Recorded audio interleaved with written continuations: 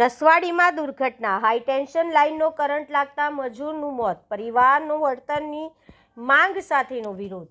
છોટાઉદેપુર જિલ્લાના નસવાડી તાલુકાના કાંધા ગામે એક દુઃખદ ઘટના સામે આવી છે. મકાનના ધાબા પર પાણીની ટાંકી લગાવવા માટે ચડેલા મજૂરને હાઈ ટેન્શન વીજ લાઇનનો કરંટ લાગતા સ્થળ પર જ મોત નીપજ્યું હતું. મળતી માહિતી મુજબ મજૂર કામ દરમિયાન નજીકમાંથી પસાર થતી વીજ લાઇન સાથે સંપર્કમાં આવતા કરંટ લાગ્યો હતો. તેની સાથે કામ કરતા કડિયાએ પાવડાના હાથાથી બચાવવાનો પ્રયાસ કર્યો હતો, પરંતુ ભયના કારણે તે સફળ થઈ શક્યો ન હતો.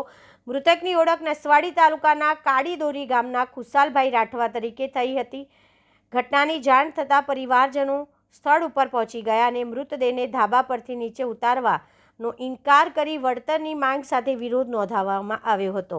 સ્થાનિક લોકોના જણાવ્યા મુજબ કાંધા ગામ વિસ્તારમાંથી પસાર થતી હાઈ ટેન્શન લાઇન દૂર કરવા માટે અગાઉ રજૂઆત કરવામાં આવી હતી, પરંતુ મધ્ય ગુજરાત વીજ કંપની લિમિટેડના અધિકારી દ્વારા અંદાજે 1.5 લાખ રૂપિયાનો ખર્ચ ભરવાનો મૌખિક જવાબ આપવામાં આવ્યો હતો, જે નાનો વેપારી માટે શક્ય ન હોવાથી લાઇન યથાવત રાખવામાં આવી હતી.